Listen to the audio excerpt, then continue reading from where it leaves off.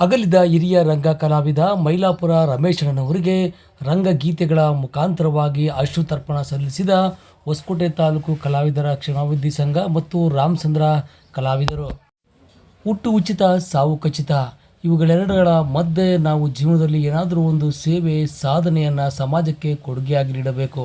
ಆ ನಿಟ್ಟಿನಲ್ಲಿ ಬೆಂಗಳೂರು ಗ್ರಾಮಾಂತರ ಜಿಲ್ಲೆಯ ಹೊಸಕೋಟೆ ತಾಲೂಕಿನ ಮೈಲಾಪುರ ಗ್ರಾಮದ ರಮೇಶಣ್ಣನವರು ರಂಗಭೂಮಿ ಕಲಾವಿದರಾಗಿ ಹೊಸಕೋಟೆ ಅಲ್ಲದೆ ಸುತ್ತಮುತ್ತಲಿನ ತಾಲೂಕುಗಳಲ್ಲೂ ಕೂಡ ಹಲವಾರು ಪಾತ್ರಗಳಲ್ಲಿ ಅಭಿನಯಿಸಿದ್ದು, ವೃತ್ತಿಯಲ್ಲಿ ವಾದ್ಯಮಂಡಳಿ ಸೇವೆಯನ್ನು ಸಲ್ಲಿಸುತ್ತಿದ್ದು, ಅನಾರೋಗ್ಯ ಪೀಡಿತರಾಗಿ ವಿಧಿವಶರಾಗಿದ್ದು, ಅವರ ಭಾವಪೂರ್ಣ ಶ್ರದ್ಧಾಂಜಲಿ ಅಂದರೆ 11ನೇ ಪುಣ್ಯತಿಥಿಯಂದು ಹೊಸಕೋಟೆ ತಾಲೂಕು ಕಲಾವಿದರ ಕ್ಷೇಮಾಭಿವೃದ್ಧಿ ಸಂಘ ಸೇರಿದಂತೆ ನರಸಾಪುರ ಹೋಬಳಿ ಹಾಗೂ ರಾಮಚಂದ್ರ ಗ್ರಾಮದ ವಿವಿಧ ಹಿರಿಯ ಕಲಾವಿದರುಗಳು ರಂಗಗೀತೆಯನ್ನು ಹಾಡುವ ಮುಖಾಂತರವಾಗಿ ಅವರ ಭಾವಚಿತ್ರಕ್ಕೆ ಪುಷ್ಪ ನಮನಗಳನ್ನು ಸಲ್ಲಿಸಿ ಅವರ ಆತ್ಮಕ್ಕೆ ಶಾಂತಿಯನ್ನು ಕೋರಿದ್ದಾರೆ. ಆತ್ಮೀಯರೇ, ಈ ದಿನ ಮೈಲಾಪುರ ಗ್ರಾಮದ ರಮೇಶ್ ಅಣ್ಣವರು ಅವರು ಹಿರಿಯ ರಂಗಭೂಮಿ ಕಲಾವಿದರು, ಜೊತೆಗೆ ವಾಟರ್ಮೆನ್ ಕೆಲಸ ಮಾಡ್ತಿದ್ರು, ಸಹೃದಯವಂತರು, ಸರಳ ಜೀವಿಗಳು. ಎಂಥ ಚಿಕ್ಕ ವಯಸ್ಸಿನವರಾದರೂ ಕೂಡ ಅಣ್ಣ ಅಂತಕ್ಕಂಥ ಭಾವನೆಯಿಂದ ಮಾತನಾಡಿಸಿ ಗೌರವ ನೀಡ್ತಾ ಇದ್ದವರು. ಹಾಗೆ ಈ ಕಡೆ ತೋರ್ಸಪ್ಪ ನಾನು ಮಾತಾಡ್ತಾ ಇದ್ದೀನಿ. ಹಾಗೆ ರಂಗಭೂಮಿನಲ್ಲಿ ಅರ್ಜುನ್ ಪಾತ್ರ ಸೇರಿದಂತೆ ವಿವಿಧ ಪಾತ್ರಗಳನ್ನು ಮಾಡ್ದ, ರಾಮಾಯಣ ನಾಟಕ ಮಾಡ್ದ, ಧಮರಾಯನ ಪಾತ್ರ ಮಾಡ್ದ, ರಾಮಾಯಣದಲ್ಲೂ ಕೂಡ ಪಾತ್ರಗಳನ್ನು ಮಾಡಿ ಹೊಸಕೋಟೆ ತಾಲೂಕು ಸೇರಿದಂತೆ ಸುತ್ತಮುತ್ತಲಿನ ತಾಲೂಕುಗಳಲ್ಲೂ ಕೂಡ ಪಾತ್ರಗಳನ್ನು ಮಾಡಿ ಅಭಿನಯಿಸಿದರು. ಅಂಥವರು ಒಂದು ಆರೋಗ್ಯ ಸಮಸ್ಯೆಯಿಂದ ಕಳೆದ 6 ತಿಂಗಳಿಂದ ಬಳಲ್ತಾ ಇದ್ದು ವಿಧಿವಶರಾಗಿದ್ದಾರೆ. ಸೊ ರಂಗಭೂಮಿ ಕಲೆಗೆ ಒಂದು ಅವರ ಅಗಲಿಕೆಯಿಂದ ಒಂದು ಸ್ವಲ್ಪ ತುಗುಲಾದ ನಷ್ಟ ಆಗಿದೆ. ಹಾಗೆ ಈ ಸಂದರ್ಭದಲ್ಲಿ ಭಗವಂತ ಅವರ ಕುಟುಂಬಕ್ಕೆ ಅವರನ್ನು ಅಗಲಿಕೆಯ ನೋವನ್ನು ಭರಿಸುವಂಥ ಶಕ್ತಿಯನ್ನು ಕೊಡಲಿ ಅಂತ ಹೇಳ್ತಾ, ಹಾಗೆ ಅವರ ಒಂದು ಕಲಾ ಪ್ರೋತ್ಸಾಹ ಇತ್ತು, ಆ ಪ್ರೋತ್ಸಾಹ ಕುಟುಂಬದವರು ಕೂಡ ಹಂಗೆ ಮುಂದುವರ್ಸ್ಕೊಂಡು ಹೋಗಲಿ ಅಂತ ಹೇಳ್ತಾ, ಭಗವಂತ ಮತ್ತು ಕಲಾದೇವಿ ರಮೇಶಣ್ಣವರ ಆತ್ಮಕ್ಕೆ ಶಾಂತಿ ಕೋರಲಿ ಅಂತೇಳಿ ಸಂದರ್ಭದಲ್ಲಿ ನಾವಾದರೂ ಪ್ರಾರ್ಥನೆ ಮಾಡ್ಕೊಳ್ತಾ, ಹೊಸಕೋಟೆ ತಾಲೂಕಿನ ಕಲಾವಿದರ ಕ್ಷೇಮಾಭಿವೃದ್ಧಿ ಸಂಘ ಹಾಗೆ ರಾಮಚಂದ್ರ ಕಲಾವಿದರು ಸೇರಿದಂತೆ ಹೊಸಕೋಟೆ ತಾಲೂಕು, ಕೋಲಾರ ತಾಲೂಕು ಸುತ್ತಮುತ್ತಲಿನ ಕಲಾವಿದರೆಲ್ಲ ಕೂಡ ಇಲ್ಲಿ ಆಗಮಿಸಿ ಇವತ್ತು ರಂಗಗೀತೆ ಗಾಯನಗಳನ್ನು ಆಡುವ ಮುಖಾಂತರವಾಗಿ ಜೊತೆಗೆ ಒಂದು ಗೆಜ್ಜೆ ಪೂಜೆ ಕಾರ್ಯಕ್ರಮವನ್ನು ಹಮ್ಮಿಕೊಂಡು ಅವರ ಆತ್ಮಕ್ಕೆ ಒಂದು ಶಾಂತಿಯನ್ನು ಕೋರ್ತಾ ಇದ್ದೀವಿ. ಸೊ ಅವರ ಆತ್ಮಕ್ಕೆ ಭಗವಂತ ಶಾಂತಿ ಕೋರಲಿ ಅಂತ ಮತ್ತೊಮ್ಮೆ ಪ್ರಾರ್ಥಿಸ್ತಾ ಇದ್ದೀನಿ. ಭಗವಾನ್ ಶ್ರೀಕೃಷ್ಣ ಪರಮಾತ್ಮನನ್ನು ಸ್ತೋತ್ರ ಮಾಡಿ ಈ ದಿನ ನಮ್ಮನ್ನೆಲ್ಲರೂ ಅಗಲಿರ್ತಕ್ಕಂಥ ಶ್ರೀ ರಮೇಶಪ್ಪನವರ ವೈಕುಂಠ ಸಮಾರಾಧನೆ ಅದರ ಅಂಗವಾಗಿ ಎಲ್ಲ ನಾಟಕ ಕಲಾವಿದರು ಇಲ್ಲಿ ಸೇರಿ ಅವರಿಗೆ ಶ್ರದ್ಧಾಂಜಲಿ ಕಾರ್ಯಕ್ರಮವನ್ನು ಹಮ್ಮಿಕೊಳ್ಳತಕ್ಕಂಥ ಒಂದು ಕಾರ್ಯಕ್ರಮವನ್ನು ಇಲ್ಲಿ ಆಯೋಜನೆಗೊಳಿಸಿದ್ದಾರೆ. ಈಗಾಗಲೇ ಶ್ರೀ ನಟರಾಜ್ ಅವರು ಹೇಳಿದ ಹಾಗೆ ಶ್ರೀ ರಮೇಶಪ್ಪರವರು ಸಹೃದಯರು, ಧರ್ಮರಾಜನ ಪಾತ್ರ ಮತ್ತು ಅನೇಕ ಪಾತ್ರಗಳನ್ನು ಮಾಡಿ ಜನರಲ್ಲಿ ವಿಶ್ವಾಸವನ್ನು ಗಳಿಸಿರ್ತಕ್ಕಂಥವರಾಗಿದ್ದರು. ಒಂದು ಮಾತಿದೆ ಬಸವಣ್ಣವರು, ಇಲ್ಲಿ ಸಲ್ಲುವರು ಅಲ್ಲಿಯೂ ಸಲ್ಲುವರಯ್ಯ, ಇಲ್ಲಿ ಸಲ್ಲದವರು ಅಲ್ಲಿಯೂ ಸಲ್ಲರಯ್ಯ ಅಂತ. ಎಷ್ಟು ದೊಡ್ಡ ಮಾತು! ಇಹಲೋಕದಲ್ಲಿ ಯಾರು ಜೀವನವನ್ನು ಒಳ್ಳೆಯ ರೀತಿಯಲ್ಲಿ ನಡೆಸಿಕೊಂಡು ಹೋಗಿ ಒಳ್ಳೆಯವರು ಎನಿಸಿಕೊಂಡು ಬಾಳ್ತಾರೋ ಅವರು ಪರಲೋಕದಲ್ಲಿಯೂ ಕೂಡ ಒಳ್ಳೆಯವರಾಗ್ತಾರೆ ಅನ್ನುವಂತಹ ಮಾತನ್ನು ಬಸವಣ್ಣವರು ಹೇಳ್ತಾರೆ. ಹಾಗಾಗಿ ಪರೋಪಕಾರ ಬುದ್ಧಿಯುಳ್ಳವರಾಗಿ ಶ್ರೀ ರಮೇಶಪ್ಪನವರು ಭಗವಂತನ ಪಾದ ಸೇರಿದ್ದಾರೆ. ಅವರ ಆತ್ಮಕ್ಕೆ ಕರುಣಾಳವಾಗಿರತಕ್ಕಂತಹ ಪಾರ್ವತಿ ಪರಮೇಶ್ವರರು, ಬಸವಾದಿ ಶರಣರು ಎಲ್ಲರೂ ಅವರ ಆತ್ಮಕ್ಕೆ ದಿವ್ಯವಾಗಿರತಕ್ಕಂತಹ ಶಾಂತಿಯನ್ನು ಕೊಡಲಿ, ಅವರ ಆತ್ಮಕ್ಕೆ ಮೋಕ್ಷವನ್ನು ಅನುಗ್ರಹ ಮಾಡಲಿ ಅಂತ ಹೇಳಿ ಭಕ್ತಿಪೂರ್ವಕವಾಗಿ ಪ್ರಾರ್ಥನೆ ಮಾಡಿಕೊಡ್ತೇನೆ. ಯಾಕೆಂತಂದರೆ ಸಾವು ನಿಶ್ಚಯ. ಇಂದಿಗಾಗಲಿ 100 ವರ್ಷಕ್ಕಾಗಲಿ ಮನುಷ್ಯನು ಸಾಯ್ತಾರೆ. ಖ್ಯಾತಶ್ಯಹಿ ಮರಣೋ ಧ್ರುವಂ ಅನ್ನುವಂಥ ಮಾತನ್ನು ಜ್ಞಾನಿಗಳು ಹೇಳ್ತಾರೆ. ಹಾಗಾಗಿ ಸತ್ತವರಿಗತ್ತು ಬೇಸತ್ತವರು ಉಳಿವರೇ 18 ಕಾಲ ಬದುಕಿ ಬಳಿಕ ಅತ್ತಲೆಯಕ್ಕೂ ಸರ್ವಜ್ಞ ಅಂತಾರೆ. ಸತ್ತವರಿಗೆ ಹತ್ತು ಬೇಸತ್ತವರೇನಿಲ್ಲಿ ಉಳಿಯಲ್ಲ, 18 ಕಾಲ ಬದುಕಿ ಮತ್ತೆ ಅಲ್ಲಿಗೆ ಹೋಗ್ತಾರೆ ಅವರು ಅನ್ನುವಂಥ ಮಾತನ್ನು ಸರ್ವಜ್ಞ ಮೂರ್ತಿಗಳು ಹೇಳ್ತಾರೆ. ಅದರಂತೆ ಸಾವಿಗಾಗಿ ಯಾರು ಹೊಂದತಕ್ಕಂಥದ್ದಲ್ಲ, ಒಳ್ಳೆಯವರು ಎನಿಸಿಕೊಂಡು ಬಾಳುವಂತಹದ್ದನ್ನು ಕಲಿಯಬೇಕು ಅನ್ನುವಂಥ ಮಾತನ್ನ ಬಸವಣ್ಣವರು ಹೇಳ್ತಾರೆ.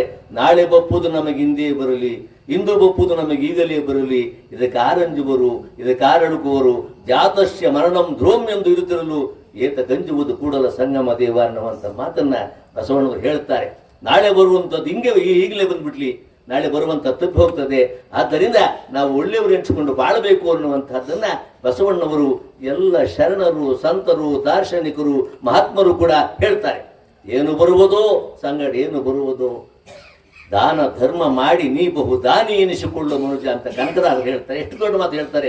ಹೆಂಡಿರಿಲ್ಲ, ಮಕ್ಕಳಿಲ್ಲ, ಬಂಧು ಬಳಗ ಮೊದಲು ಇಲ್ಲ, ದಿಂಡ ಯಮನ ದೂತರಳಿಯ ಕಂಡು ಬಿಡಿಸಿಕೊಂಬರಾರು ಅನ್ನುವಂಥ ಮಾತನ್ನ ಕನಕದಾಸರು ಹೇಳ್ತಾರೆ. ಆದ್ದರಿಂದ ಹೆಂಡರು, ಮಕ್ಕಳು, ಬಂಧುಗಳು ಯಾರು ಕೂಡ ನಮ್ಮ ಹಿಂದೆ ಬರಲ್ಲ. ಧನಾನಿ ಭೂಮವು ಪಶುವಸ್ತ ಗೋಷ್ಠೆ ಭಾರ್ಯ ಗೃಹದ್ವಾರ ಜನ ಸ್ಮಶಾನೆ ದೇಹಸ್ಥಿತಾಯಾಮ್ ಪರಲೋಕ ಮಾರ್ಗೆ ಕರ್ಮಾನುಭವ ಗಚ್ಚತಿ ಜೀವ ಏಕಃ ಅನ್ನುವಂಥ ಮಾತನ್ನ ಜ್ಞಾನಿಗಳು ಹೇಳ್ತಾರೆ. ಭಾರ್ಯ ಗೃಹದ್ವಾರ ಹೆಂಡತಿ ಬರಲ್ಲ, ಮಕ್ಕಳು ಬರಲ್ಲ, ಯಾರೂ ಬರಲ್ಲ. ಅದು ಬರತಕ್ಕಂಥದ್ದು ಯಾವುದು ಅಂತಂದ್ರೆ ಸುಕೃತ ದುಷ್ಕೃತ, ಒಳ್ಳೆಯವನು ಕೆಟ್ಟವನು ಅಂತಕ್ಕಂಥದ್ದು ಮಾತ್ರ ನಮ್ಮ ಹಿಂದೆ ಬರ್ತದೆ ಅನ್ನುವಂಥ ಮಾತನ್ನು ಹೇಳ್ತಾರೆ. ಒಳ್ಳೆಯವರು ಎನಿಸಿಕೊಂಡು ಬಾಳಿದ್ದಾರೆ ಶ್ರೀ ರಮೇಶಪ್ಪನವರು. ನಮ್ಮ ರಾಮಸಂದ್ರದಲ್ಲಿ ಕೂಡ ಧರ್ಮರಾಜನ ಪಾತ್ರವನ್ನು ಮಾಡಿ ಸೈ ಎನಿಸಿಕೊಂಡಿದ್ದಾರೆ. ಹಾಗಾಗಿ ಬಹಳ ಒಳ್ಳೆಯ ಗುಣವಂತರು ಅನ್ನುವಂಥ ಮಾತನ್ನು ನಟರಾಜವರು ಹೇಳ್ತಾರೆ. ಅದನ್ನ 10 ಬಾರಿ 1000 ಬಾರಿ ಹೇಳಿದ್ರು ಕೂಡ ಸಾಲು. ಬಹಳ ಒಳ್ಳೆಯವರು ಎನಿಸಿಕೊಂಡು ಬಾಳಿದ್ದಾರೆ ಶ್ರೀ ರಮೇಶಪ್ಪನವರು. ಅವರ ಆತ್ಮಕ್ಕೆ ಚಿರಸ್ಥಾಯಿಯಾಗಿರತಕ್ಕಂತಹ ಶಾಂತಿಯನ್ನ, ಮೋಕ್ಷವನ್ನ ಭಗವಂತ ಅನುಗ್ರಹ ಮಾಡಲಿ ಅಂತ ಪ್ರಾರ್ಥನೆ ಮಾಡಿಕೊಳ್ತಾ ಈ ಸಮಯ ಅಗಲುವಿಕೆ ದುಃಖವನ್ನು ಭರಿಸತಕ್ಕಂತಹ ಶಕ್ತಿಯನ್ನ ಅವರ ಕುಟುಂಬ ವರ್ಗದವರಿಗೆ ಭಗವಂತ ನೀಡಲಿ. ಅವರ ಆಶೀರ್ವಾದ ಸದಾ ಅವರ ಕುಟುಂಬ ವರ್ಗದ ಮೇಲೆ ಇರಲಿ ಅಂತ ಹೇಳಿ ನಾನು ಭಕ್ತಿಯಿಂದ ಪ್ರಾರ್ಥನೆ ಮಾಡಿಕೊಳ್ತೇನೆ. ರಮೇಶಪ್ಪನವರ ಆತ್ಮಕ್ಕೆ ಶಾಂತಿ ಸಿಗಲಿ ಅಂತೇಳಿ ನಾನು ಈ 2 ಮಾತನ್ನು ಮುಗಿಸ್ತಾ ಇದ್ದೇನೆ. ಆತ್ಮೀಯ ಕಲಾಬಂಧುಗಳೇ, ಈ ದಿನ ಒಬ್ಬ ಮಹಾನ್ ಕಲಾವಿದ, ಹುಟ್ಟು ಸುಗುಣವಂತ, ಕಲೆಗೆ ಬಹಳ ಒತ್ತು ಕೊಟ್ಟು ಧರ್ಮರಾಯರ ಪಾತ್ರವನ್ನ ಅಮೋಘವಾಗಿ ನಿರ್ವಹಿಸಿ ಧರ್ಮರಾಜರಂತೆ ನಡೆದಿರ್ತಕ್ಕಂಥವರು. ಅನೇಕರು ಜೀವನದ ಬಗ್ಗೆ, ಸಮಾಜದ ಬಗ್ಗೆ, ಆಗುಹೋಗುಗಳ ಬಗ್ಗೆ ಅನೇಕ ವಿಷಯ ತಿಳಿಸಿದ್ದಾರೆ. ಹೆಚ್ಚಿಗೆ ಹೇಳೋದೇನು ಬೇಕಿಲ್ಲ. ಜಾತಸ್ಯ ಮರಣಂ ಧ್ರುವಂ ಅಂತ ಜ್ಞಾನಿಗಳು ಹೇಳಿದ್ದಾರೆ. ಇವತ್ತೆಲ್ಲ ಕೋಟಿ ವರ್ಷಗಳು ಬಾಳಿದ್ರು ಕೂಡ ಅವರು ಮುಂದಾಗಿದ್ದಾರೆ, ನಾವೆಲ್ಲ ಹಿಂದಾಗ್ತೀವಿ. ಮರಣಕ್ಕೆ ಕರುಣೆ ಇಲ್ಲ. ಮರಣ ಜೀವ ಜಗತ್ತಿನಲ್ಲಿ ಯಾವ ಜೀವಿಯನ್ನು ಕೂಡ ಹರಿಹರ ಬ್ರಹ್ಮ ತ್ರಿಮೂರ್ತಿಗಳು ಕೂಡ ಸಾವಿಗೆ ಈಡಾಗಿರ್ತಕ್ಕಂಥದ್ದು ನೀವೆಲ್ಲ ಕಥಾ ಪ್ರಸಂಗಗಳಲ್ಲಿ ವೇದಗಳಲ್ಲಿ ತಿಳಿದಿದ್ದೀರ. ಹರಿಹರಾದುಲ ಕೈನ ನಲವಿಗಾನಿದೆ ಅಂತ ಮಹಾನೀಯರುಗಳು ಸಾಟಿಸಿದ್ದಾರೆ. ಆದರೂ ಕೂಡ ಇಲ್ಲಿ ಉಳ್ಕೊಳ್ಳೋದು ಏನಪ್ಪಾ ಅಂತಂದ್ರೆ, ನಾನು ನನ್ನದು ಅನ್ನೋದ್ರ ಬದಲು ನಾನು ಯಾರು, ಎಲ್ಲಿಂದ ಬಂದೆ, ಎಲ್ಲಿಗೆ ಹೋಗ್ತಾ ಇದ್ದೀನಿ, ಇಲ್ಲಿ ಏನು ಬಿಟ್ಟು ಹೋಗಿದ್ದೀನಿ ಅಂತಕ್ಕಂಥದ್ದೊಂದು ಕೊರಗು ಮಾತ್ರ. ಸದಾ ಕಾಲ ನಮ್ಮನ್ನ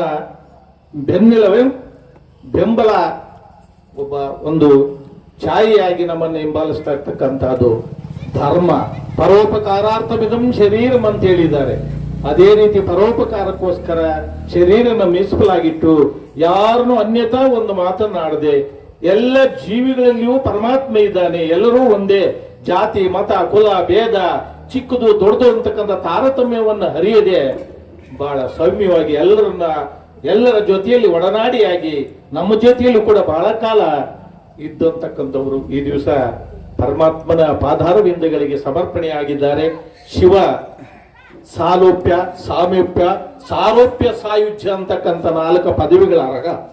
ಆ ಸಾಯುಜ್ಯ ಪದವಿಯನ್ನ ಮಹಾತ್ಮನಿಗೆ ನೀಡಿ ಪುನರಪಿ ಜನನ ಮರಣ ಕಾಲಚಕ್ರಕ್ಕೆ ಬರದೆ ಸದಾಕಾಲ ತನ್ನ ಪಾದಾರವಿಂದಗಳಲ್ಲಿ ಆ ಮಹಾನಿಯನ್ನ ಇರಿಸ್ಕೊಳ್ಳಿ ಶಿವ ಅಂತ ಇಂತಹ ಸುಸಂದರ್ಭದಲ್ಲಿ ನಿಮ್ಮೆಲ್ಲರ ಆಶೆಯೂ ಅದೇ ಆಗಿದೆಯಂತ ಹೇಳ್ತಾ ಆ ಮಹಾನಿಯನಿಗೆ ಸ್ವರ್ಗ ಅಲ್ಲ ಶಿವಸಾಯುಜ್ಯ ಲಭ್ಯವಾಗಲಿ ಅಂತ ಆಶಿಸ್ತಾ ಎಲ್ಲ ಕಲಾವಿದರ ಸಮ್ಮುಖದಲ್ಲಿ ಆ ಮಹಾತ್ಮೀಯನ ಆತ್ಮಕ್ಕೆ ಶಾಂತಿ ಸಿಗಲಿ ಅಂತ ಈ ಪುಣ್ಯ ಸಂದರ್ಭದಲ್ಲಿ ಪ್ರಾರ್ಥನೆ.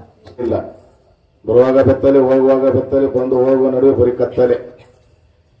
ಈ ಒಂದು ಪ್ರಪಂಚದಲ್ಲಿ ರಮೇಶಪ್ಪನವರು ಎಲ್ಲರ ಹೃದಯದಲ್ಲಿ ಹೃದಯವಂತರಾಗಿದ್ರು. ರಮೇಶಪ್ಪನವರು ಅವರ ದೇಹಕ್ಕೆ ಸಾವು ಬಂದಿದೆ. ಅವ್ರು ಮಾಡಿರ್ತಕ್ಕಂಥ ಸತ್ಕಾರ್ಯಗಳಿಗೆ, ದಾನ ಧರ್ಮಗಳಿಗೆ, ಅವರು ನಡೆದುಕೊಂಡಿರ್ತಕ್ಕಂಥ ನಡೆ ನುಡಿಗಳಿಗೆ ಸಾವಿಲ್ಲ. ಈಗ ನಮ್ಮ MNR ಸುದ್ದಿವಾಹಿನಿಯ ನಟರಾಜರು ಹೇಳಿದ್ರು, ಯಾರೇ ಬಂದ್ರು, ಯಾರೇ ನೋಡಿದ್ರು, ಯಾರೇ ಕಂಡ್ರು ಒಳ್ಳೆ ಭಾವಿಕವಾಗಿರ್ತಕ್ಕಂಥ ಮಾತುಗಳನ್ನಾಡ್ತಿದ್ರು. ಅದು ನಮ್ಮಿಂದ ಬರ್ತಕ್ಕಂಥದ್ದು.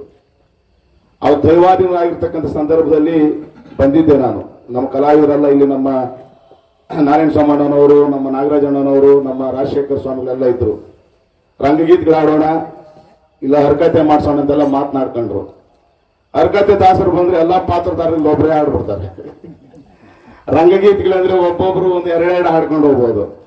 ಆದರೆ ಧರ್ಮರಾಯನ ಪಾತ್ರದಲ್ಲಿ ಒಳ್ಳೆ ಯಶಸ್ವಿಯನ್ನ ಪಡೆದುಕೊಂಡು ಹೋಗಿರ್ತಕ್ಕಂಥವ್ರು ಅಭಿನಯ ಮಾಡಿ ಪ್ರೇಕ್ಷಕರ ಮನಸ್ಸನ್ನು ಗೆದ್ದು ರಾಮಚಂದ್ರದಲ್ಲಿ ಒಂದು ಕಾಲದಲ್ಲಿ ಯಾರೋ ಮಾಡಬೇಕಾಗಿರ್ತಕ್ಕಂಥ ಪಾತ್ರವನ್ನ ಅವಶ್ಯಕತೆಯಾಗಿ ಅಸಂದರ್ಭವಾಗಿ ನಮ್ಮ ರಾಜಶೇಖರ ಸ್ವಾಮಿಗಳು ಮಾಡಬೇಕಾಗಿತ್ತು. ಅವ್ರಿಗೇನು ಆರೋಗ್ಯ ಹೆಚ್ಚು ಕಮ್ಮಿ ಆಗಿ ನಾಟಕವನ್ನು ವೀಕ್ಷಣೆ ಮಾಡಲು ಹೋಗಿರ್ತಕ್ಕಂಥ ರಮೇಶ್ ಅಣ್ಣನವರಿಗೆ ಆ ದಿನ ಪಾತ್ರ ಮಾಡಲು ರಾಮಚಂದ್ರದವರು ಅವಕಾಶ ಮಾಡಿಕೊಟ್ರು. ಅಂತ ರಾಮಚಂದ್ರದವರ ಕಲಾಭಿಮಾನಿಗಳು ಕಲಾವಿದರು ಬಂದ್ರು ಇಲ್ಲಿ ಅವರ ಹೆಸರಿನಲ್ಲಿ ಅವರ ಆತ್ಮಕ್ಕೆ ಚಿರಶಾಂತಿ ಕೋರಿಸುವ ಸಲುವಾಗಿ ಈ ಶ್ರೀಕೃಷ್ಣ ಸಂಧಾನ ಎಂಬತಕ್ಕಂಥ ನಾಟಕದ ಅಭಿನಯವನ್ನು ಅವರು ಗೋದ ಮುಂದೆ ಮಾಡಲಿ. ಯಾಕಂದ್ರೆ ಪ್ರತಿಯೊಬ್ಬರು ಅವರ ಒಂದು ಆತ್ಮಕ್ಕೆ ಚಿರಶಾಂತಿ ಕೋರಿಸುವ ಸಲುವಾಗಿ ಪಾತ್ರ ಅಭಿನಯ ಮಾಡಿ ಅವರ ಆತ್ಮಕ್ಕೆ ಚಿರಶಾಂತಿಯನ್ನು ಕೊಡೋಣ ಎಂಬತಕ್ಕಂಥ ಮಾತನ್ನು ಹೇಳಿದೆ. ಮನುಷ್ಯ ಹುಟ್ಟೋದೆಚ್ಚಲ್ಲ, ಸಾಯೋದೆಚ್ಚಲ್ಲ, ಬೆಳೆಯೋದೆಚ್ಚಲ್ಲ, ನಾನು ಏನು ಮಾಡಿ ಹೋಗಿದೆ ಎಂಬತಕ್ಕಂಥದ್ದು ಬೇಕು. ಭಗವಂತ ನಮ್ಮ ಮುನರಾಜ್ ಭಾಗವತರು ಹೇಳಿದಾಗೆ ಪುನರಪಿ ಜನನಂ ಪುನರಪಿ ಮರಣಂ, ಮನುಷ್ಯನ ಜೀವನ ಇಷ್ಟೇ ಸಾಕು, ಏನು ಬೇಕೆಲ್ಲ ಪಡ್ಕೊಂಡು ಹೋಗಿದ್ದಾರೆ. ಆ ಭಗವಂತನ ಸಾನ್ನಿಧ್ಯದಲ್ಲಿ, ಆ ಭಗವಂತನ ಪಾದಾರವಿಂದದಲ್ಲಿ, ಆ ಕೈಲಾಸದಲ್ಲಿ ಶಿವಲಿಂಗವಾಗಿ ಐಕ್ಯವಾಗಿ ಶಿವಗಣಗಳಲ್ಲಿ ಪರಂಜ್ಯೋತಿಯಾಗಿ ಅವರ ಆತ್ಮ ಬೆಳಗಲಿ ಎಂಬುದಾಗಿ ರಮೇಶ್ ಅಣ್ಣನ ಆತ್ಮಕ್ಕೆ ಚಿರಶಾಂತಿಯನ್ನು ಕೋರುತ್ತಾ ತಮ್ಮೆಲ್ಲರ ಪಾದಾರವಿಂದಕ್ಕೆ ನನ್ನ ಅಭಿನಂದನೆ ಸಲ್ಲಿಸುತ್ತಾ ಈ ಮಾತುಗಳನ್ನು ಮುಗಿಸ್ತಾ ಇದ್ದೇನೆ. ಓಂ ಶಾಂತಿ. ಈ ಕಲೆಗೆ ನಿಜವಾಗ್ಲೂ ಗಡಿ ಇಲ್ಲ, ಎಲ್ಲೇ ಇಲ್ಲ ಅಂತಾರೆ. ಅದಕ್ಕೆ ಹೊಸಕೋಟೆ ತಾಲೂಕಿನ ಬಿಟ್ಟು ಆಚೆ ಹೋಗಿ ಬೇರೆ ಬೇರೆ ತಾಲೂಕಲ್ಲೂ ಕೂಡ ರಮೇಶ್ ಅಣ್ಣವರು ಅಭಿನಯ ಮಾಡಿದ್ದಾರೆ.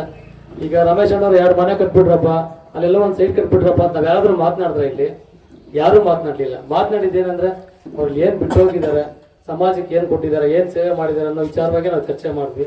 ಸೊ ನಾವೆಲ್ಲರೂ ಕೂಡ ಅದನ್ನೇ ಅಥವಾ ಇನ್ನೂ ಹೆಚ್ಚಾಗಿ ಮೈಗೂಡಿಸ್ಕೊಂಡು ಒಂದು ತೆಂಗಿನ ಮರದಲ್ಲಿ ಒಂದು ಗರಿ ಹುಟ್ಟಿದ್ರು ಕೂಡ ಅದರೊಂದು ಕುರುಗನ ಬಿಟ್ಟು ಹೋಗಿರುತ್ತೆ, ಇಲ್ಲಿ ಹುಟ್ಟಿದ್ದೆ ನಾನು ಅಂತ.